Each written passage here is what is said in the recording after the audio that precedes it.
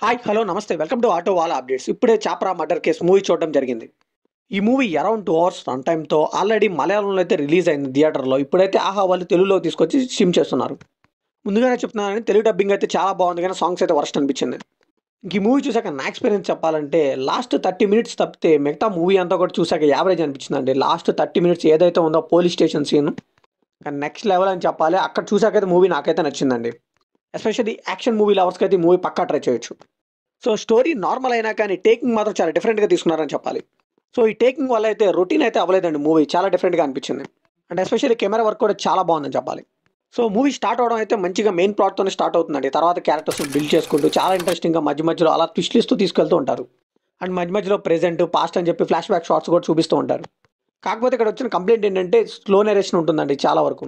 ఇక సెకండ్ హాఫ్‌లో అయితే ఒక 10 మినిట్స్‌లో అయితే థ్రిల్లర్ పార్ట్‌ని తేల్చేశారండి. ఆ తర్వాత అంతా కూడా స్లో నరేషన్‌తో అండ్ లాస్ట్ 30 మినిట్స్ అయితే యాక్షన్ లవర్స్‌కి బాగుంటుంది.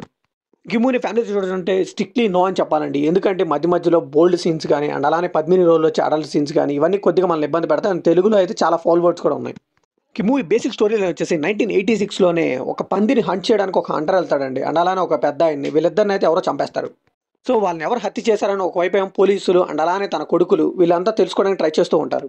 సో, వాళ్ళని ఎవరు హత్య చేశారు? అసలు హంతకుడు ఎవరు పట్టుకున్నారా లేదా అన్నదే మూవీ అంతా. కిమ్ములో పాజిటివ్ విషయానికొస్తే క్యారెక్టర్ ఎస్టాబ్లిష్‌మెంట్ అనేది చాలా బాగా జరిగిందండి. ప్రతి క్యారెక్టర్ కూడా సెటప్ బాగుంది. అండ్ అలానే పే ఆఫ్ కూడా చాలా బాగా ఇచ్చారు. సో, ఏదో క్యారెక్టర్ ఉంది కదా అని యూజ్ చేసుకోకుండా అలా అయితే పడలేదు. ప్రతి క్యారెక్టర్‌ని ప్రాపర్‌గా యూజ్ చేసుకున్నారు.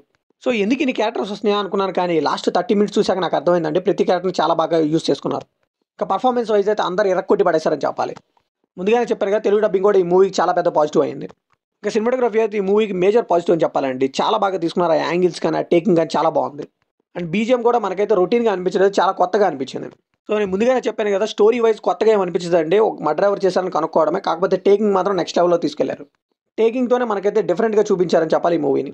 ఇంక యాక్షన్ సీక్వెన్స్ అయితే టూ గుడ్ అని చెప్పాలండి. ఎస్పెషల్లీ లాస్ట్ 30 మినిట్స్ గాని, ఫస్ట్ హాఫ్‌లో వచ్చే కొన్ని ఫైట్స్ గాని చాలా అంటే చాలా బాగున్నాయి.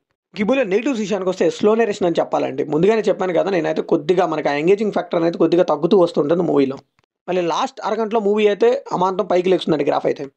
సో, ప్రతిసారి ఒక అరగంటకి సినిమా అయిపోతుందేమో ఈ పాయింట్‌తో అనుకుంటాం గానీ, కొత్త పాయింట్‌ని తీసుకొస్తూ ఉంటారు.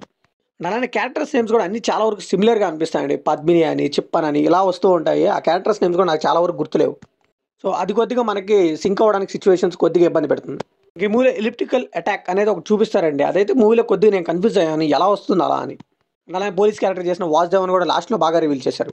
సో, ఈ క్యారెక్టర్‌ని లాస్ట్‌లో తప్పితే మిగతా మూవీ అంతాలో కూడా ఏదో అండర్ డెవలప్డ్ లాగా అనిపించిందండి. పెద్దగా యూజ్ ఏం లేదు.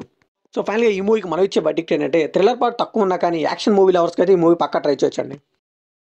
So, different taking and different సినిమాటోగ్రఫీతో బానే అనిపించిందండి. సో, ఇది కంప్లీట్‌లీ నా ఒపీనియన్ మాత్రమే. మరి ఈ మూవీ మీకెలా అనిపించిందో కామెంట్‌లో షేర్ చేసుకోండి. లైక్ చేయండి, షేర్ చేయండి, వెళ్ళే ముందు సబ్స్క్రైబ్ చేసుకోండి.